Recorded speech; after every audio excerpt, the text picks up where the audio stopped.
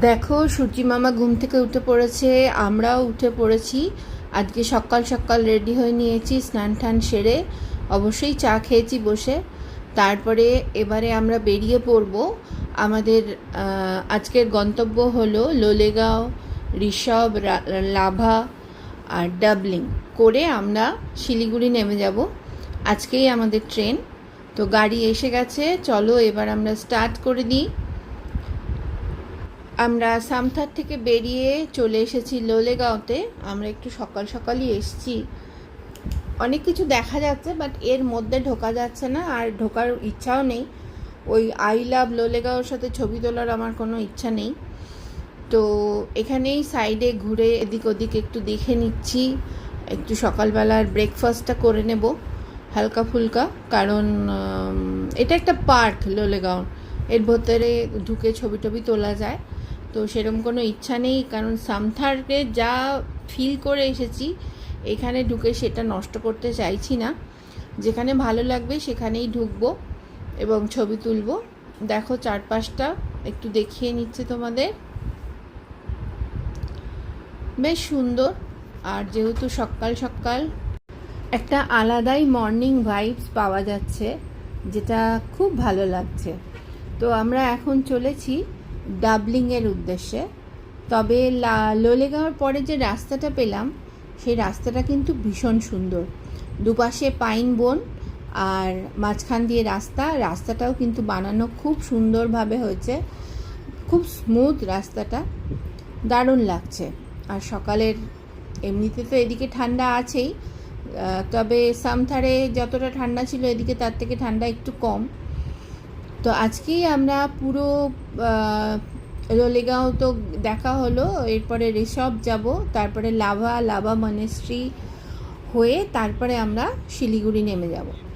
আমাদের এগুলো আগেই আসার কথা ছিল, মানে একদিন করে থাকার কথা ছিল। একদিন লাভাতে থাকবো, একদিন ঋষভে থাকবো, এরম প্ল্যানিং ছিল।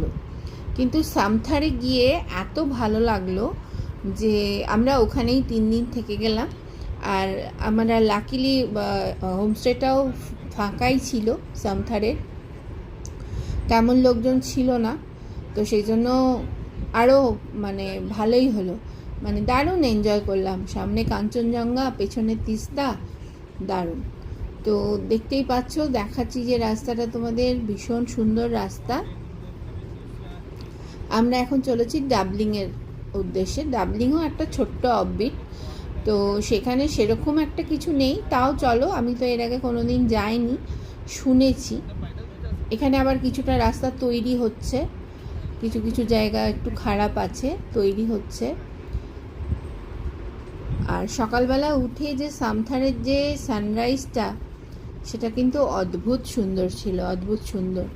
দুটো দিন সানরাইজটা দেখলাম, ভীষণ ভাল লাগলো।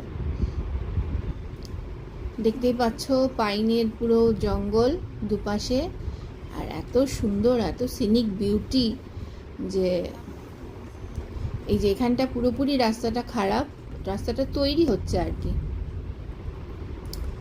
কত লম্বা লম্বা না পাইন গাছগুলো, দারুণ লাগছে,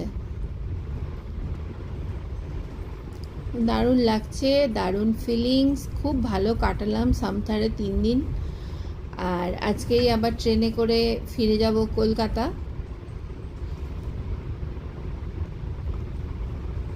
2-3 দিনের জন্য নর্থ বেঙ্গল কিন্তু খুব ভালো লাগে, বেশ ভালোই লাগে। তবে আমার ইচ্ছা হয় যে আরও 2 দিন এসে থাকি, দেখা যাক এরপরে সৌগতর কীরকম কী টাইম হয় তার উপরে ডিপেন্ড করে। ইচ্ছা আছে থাকবো এসে 2 দিন, যেরকম সামথারে 3 দিন ছিলাম সেরকমই ইচ্ছা আছে থাকার। এখানে আরও একটা জিনিস জানো, এই যে একই যে দেখছি পাইনের জঙ্গল, কিন্তু বোরিং কোনো ব্যাপার নেই। এক একটা গাছ এক একটা রকমের, তার মধ্যে দিয়ে সূর্য উঁকি মারছে, সেটাও কিন্তু খুব সুন্দর। মাঝে মাঝেই একটা সূর্যের রে আসছে, আর দারুণ লাগছে, আমার তো দারুণ লাগছে। আর গাছগুলো দেখো কতটা নিচে থেকে গাছগুলো একদম উপরের দিকে উঠছে। কি গেট চলো আমরা এসে পৌঁছে গেছি ডাবলিংয়ে। ডাবলিংয়ে কিছুই না, একটু একটা জায়গা মতো বানিয়েছে যেখানে কিছু গ্লাসের ব্রিজ বানিয়েছে। ব্রিজ ঠিক না, ছোট ছোট একটু ব্রিজ মতো। তো এই সিঁড়ি দিয়েই উপরে উঠে গিয়ে সেগুলো পাওয়া যাবে। চলো দেখি। আর ডাবলিংয়ের সিনিক বিউটিটাও খুব সুন্দর, চারিদিকটা খুব সুন্দর, পাহাড়ে ঘেরা আর চারিদিকে পাইন গাছ, বেশ সুন্দর একদম। রাস্তাটাও ভালো বানিয়েছে। ওই যে দেখছো উপরে একটা, যেটা ওটা হলো কাঁচের একটা করেছে। আর ওই পাশেও কিন্তু আরও তৈরি হচ্ছে, নতুন করে তৈরি করছে আর কি। এখানটা পুরো ডাবলিংটাকে সুন্দর করে তৈরি করছে যাতে টুরিস্টরা আসতে পারে। এবং এই যে কাঁচের ব্রিজের, গ্লাসের ব্রিজের উপর ওঠা বা কিছু, যেগুলো অনেক জায়গায় আজকাল করেছে, আমি শুনেছি রাজগীর ঠাজগিরেও করেছে। আর চারিদিকে আই লাভ এটা, আই লাভ ওটা, এরম সেরম, এটা আই লাভ ডাবলিং। তবে সুন্দর, চারিদিকটা পাহাড়ে ঘেরা, জায়গাটা বেশ সুন্দর। আর সব থেকে মজা হলো আমরা এখন যেখানেই যাচ্ছি না কেন আমাদের এখনও টিকিট কাটতে হচ্ছে না, কারণ টিকিট কাউন্টার এখনও খোলেইনি। অতএব কোনো গার্ড নেই, কোনো কিচ্ছু নেই। আর যেহেতু ভোর ভোর, এখনোই 8:30 মতো বাজে, তো 9:30 পর বোধহয় এখানে টিকিট কাউন্টার খোলে। তো যে নিচে বসেছিল সে বললো না তোমরা এমনিই চলে যাও, অসুবিধা নেই। এই যে গ্লাসের বীজের একটা ছোট্ট গ্লাস দিয়ে একটা তৈরি করা জায়গা। এইদিকে দেখো, ওইদিকেও আরও অনেক তৈরি হচ্ছে। তবে আর একটু বেলা বাড়ার পরে কিন্তু আস্তে আস্তে ট্যুরিস্টও আসবে। এখন একদম ফাঁকা, আমরাই একমাত্র ট্যুরিস্ট এখানে, আর কেউ নেই। এবারে আমরা চলেছি ঋষভের পথে যাওয়ার পথে আরও পাইন গাছ কিন্তু বেড়ে গেল। আগের থেকে যতটা ছিল তার থেকে আরও অনেকটা পাইন গাছ বেড়ে গেল। এই রাস্তাগুলো তৈরি হচ্ছে আবার নতুন করে, মাঝে মাঝে তো আপ অ্যান্ড ডাউনস থাকেই। তবে এদিকে কিন্তু পাইন গাছের জঙ্গল কিন্তু আরও ঘন হচ্ছে এবং বেশ ঠান্ডাটা বেশি এদিকটা। তো আমরা চলেছি ঋষভের উদ্দেশ্যে।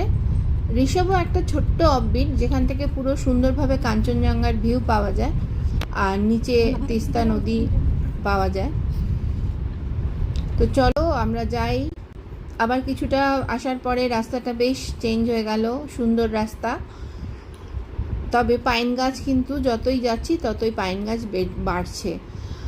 আর আমাদের যে ড্রাইভার রয়েছে সে বেশ অনেক কিছু বলতে বলতে আমাদের নিয়ে চলেছে, অনেক কিছু কথা গল্প, কিভাবে হয় কি হয়। ও এখানেই থাকে, ওর ফোন নাম্বারও নিয়ে নিয়েছি যাতে এরপরে নর্থ বেঙ্গলে যখন আসবো তখন ওর সাথে যাতে আমরা যেতে পারি। ও বিভিন্ন জায়গায় অফবিটগুলো, আর ওর আরও মজা লাগছে, আমরা অনেক জায়গায় দাঁড় করাচ্ছি গাড়ি, ছবি তুলছি, ওর সেটা খুব ভালো লাগছে। ও বলছে যে তোমরা আরেকটু সময় নিয়ে আসবে, তোমাদের অনেক সুন্দর সুন্দর জায়গায় আমি নিয়ে যাব। তো লোকাল লোকের সাথে গেলে পরে অনেক সুন্দর জায়গা দেখা যায়। তো তোমরা কে কে ঋষভ গেছো এবং ঋষভে থেকেছো রাত্রিবেলা অবশ্যই আমাকে কমেন্ট করে জানিও। আমার ইচ্ছা আছে যাওয়ার, মানে ঋষভে একদিন থাকার, শুনেছি বেশ সুন্দর জায়গাটা। তবে যাবার রাস্তাটাও বেশ ভালো লাগছে। তো আমরা এখন চলেছি। আর সেরমভাবে ব্রেকফাস্ট তো হালকা ফুলকা করেছিলাম, তো একটু খিদেও পাচ্ছে। তবে সেরকম একটা দোকানপাট সেরকম দেখছি না বা আমাদের পছন্দ হচ্ছে না। এই যে দেখো পুরো পাইন গাছের একদম ভর্তি, একদম ওপর দিকটা জাস্ট একটু তুললাম গাড়ি থেকেই, কি সুন্দর, খুব ভালো লাগে। আর গাছগুলোর শেপগুলো এত সুন্দর হয় যে ভীষণ ভালো লাগে। দেখেছো কত সুন্দর চারিদিকটা একদম পুরো ঘেরা। একটুখানি দাঁড়ালাম, দাঁড়িয়ে একটু ছবি তুললাম, দারুণ লাগছে। তার সাথে ঠান্ডাটাও কিন্তু বেশ ভালো, কনকন করছে ঠান্ডা। এখান থেকে কিছুটা গিয়ে আমরা ঢুকে গেলাম অন্য একটা রাস্তার ভেতরের দিকে ঢুকালো, এবং সেই রাস্তাটা মানে ক্রমশ যত যাচ্ছি খারাপ হচ্ছে রাস্তাটা। আর এখানেও ওই দুধারে একদম পাইন গাছ, এবং বলল যে ভেতরে মানে এও আছে, লেপার্ড ঠেপার্ডও আছে এই জঙ্গলগুলোর মধ্যে, বা ছোটোখাটো মানে কিছু জীবজন্তুও পাওয়া যায় দেখা। তবে রাস্তাটা কিন্তু খুব খারাপ, ভেতরের রাস্তাটা দিয়ে, যেটা দিয়ে আমরা এখন চলেছি, এটা দিয়ে গিয়ে আমরা ঋষভে পৌঁছবো আর কি। তো বেশ খানিকটা রাস্তাটা, তো রাস্তাটা ভালো না, গাড়ি প্রচণ্ড জার্কিং হচ্ছে, কিন্তু তাও এর একটা অন্যরকম সৌন্দর্য, একদম জঙ্গল, মানে অপরিষ্কার জঙ্গল আর কি যেটাকে বলে, সেই রকম। আমিও বেশ ভালো করে দেখছিলাম যদি একটা আধা জীবজন্তু কিছু দেখতে পাই, ছোটোখাটো হলেও, একটা খরগোশ হলেও ভালো লাগবে। যাই হোক, কিছুই পাওয়া যায়নি। আমরা এসে পৌঁছে গেছি ঋষভে। ছোট্ট একটা জায়গা, তবে যেরকমটা ভেবেছিলাম সেরকম নয়। আর এসে থাকতেও কিরম লাগবে আমি জানি না। এই যে দেখো, এটা একটা ছোট্ট একটা জায়গা, শহর মানে ছোট্ট একটা গ্রাম বলা যেতে পারে, সেটাই হলো ঋষভ। তবে জায়গাটা যত না বড়, তার থেকে বেশি হলো হোমস্টে আর হোটেল তৈরি হয়ে গেছে। সেরকম কিছু মানে ভীষণ ভালো লাগার মতো সৌন্দর্য কিছু দেখলাম না।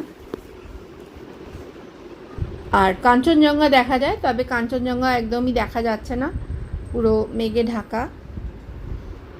আমার খুব একটা ভালো লাগলো না ঋষভটা। এই যে ছোট্ট ছোট্ট করে করা আছে, আর পুরো মানে হোমস্টেতে ভর্তি একদম। তো যাই হোক, ঋষভে বেশ কিছু সময় আমরা কাটালাম, কাটিয়ে আমরা আবার বেরিয়ে পড়েছি। ঋষভে বেশ কিছুক্ষণ সময় কাটিয়ে এবার আমাদের গন্তব্য হলো লাভা। এই যে লাভাতে দেখো, আমরা যে পার্কটা রয়েছে সেখানে চলে এসেছি। এটা পাইন গাছে পুরো পার্কটা, এবং একদম লামাহাটার মতো। লামাহাটাতেও এরকম পাইন গাছের একটা বিশাল বড় পার্ক রয়েছে, যার উপরে একটা পুকুর রয়েছে, ট্রেকিং করে যাওয়া যায়। আর এটারও উপরে যদি আমরা ট্রেকিং করে যাই, তাহলে ওপর থেকে সানসেটের ভিউ খুব ভালো দেখা যায়। তো আমাদের তো আজকে সেরকম সময় নেই, আর এই পার্কটাও এখনও খোলেনি, কারণ এটা খোলে বোধহয় 11টা, 11:30 নাগাদ। তো এখন আমরা তার আগেই এসে পৌঁছে গেছি, অতএব বাইরে থেকেই পার্কটা দেখে মানে যেতে হবে। যদিও ভেতরে যাওয়ার খুব একটা ইচ্ছা ছিল না। তো লামাহাটাটাও কিন্তু চারিদিক থেকে দেখালে ভীষণ সুন্দর সুন্দর পাখি ডাকছে। আমার লামাহাটার মেন যেটা দেখার ইচ্ছে সেটা হলো মনেস্ট্রিটা। তো তোমাদের সাথে মনেস্ট্রিটাকে অবশ্যই শেয়ার করব। চলো, আমরা আবার বেরিয়ে পড়েছি আমাদের মনেস্ট্রির উদ্দেশ্যে। এই দেখো, মনেস্ট্রি আমরা এসে গেছি। নেক্সট এপিসোড নিয়ে আসছি, মনেস্ট্রিটা তোমাদের পুরো ভেতরটা দেখাবো, যেটা আমিও দেখতে চেয়েছিলাম। চলো, আজ এই অবধি থাক, টাটা।